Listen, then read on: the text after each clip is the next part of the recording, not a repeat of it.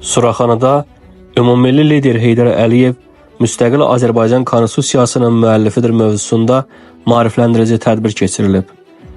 Aprelin 29-da Suraxanı rayon icra hakimiyyətinin başçısı Adil Əliyevin Milli Dövlətçilik və Konstitusiya, Məktəblilərlə Strateji Dialoq adlı layihə çərçivəsində Ümummilli lider Heydər Əliyev müstəqil Azərbaycan Konstitusiyasının müəllifidir mövzusunda gənclərlə silsilə xarakterli növbəti görüşü keçirilib.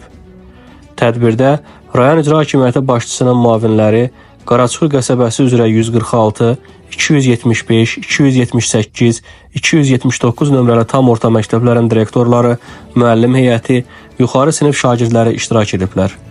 Ümummilli lider Heydər Əliyevin və vətən uğrunda həlak olan şəhidlərimizin əziz xatirəsinin bir dəqiqəlik sükutla yad edilməsi və dövlət himninin səsləndirilməsi ilə başlanan görüşdə Ümummilli lider Heydər Əliyev müstəqil Azərbaycan Konstitusiyasının müəllifidir adlı video çarx nümayiş olunub.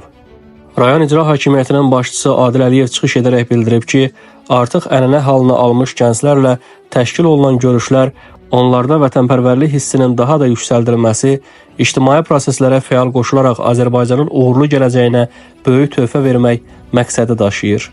Adil Əliyev çıxışında öz həyatına doğma xalqına həsr etmiş ulu öndər Ümummilli lider Heydər Əliyevin ömür yolunun vətənə və xalqa xidmət nümunəsi olduğunu diqqətə çatdıraraq, onun Azərbaycan xalqının gələcək taleyini müəyyənləşdirdiyi mürəkkəb dövrdə müstəsna xidmətləri haqqında ətraflı məlumat verib.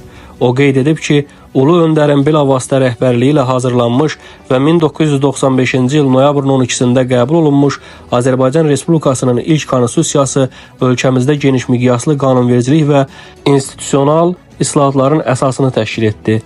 Bu konstitusiya dövlətimizin müstəqilliyinin, suverenliyinin və ərazi bütövlüyünün qorunması, hüquqi dünyavi dövlət quruculuğu, vətəndaşlarımızın layiqli həyat səviyyəsinin dünya ölkələri ilə dostluq və əmin-amanlıq şəraitində əməkdaşlığın təmin edilməsi kimi ali niyyətlərin həyata keçirilməsi üçün mühüm qanunvericilik bazası rolunu oynamışdır.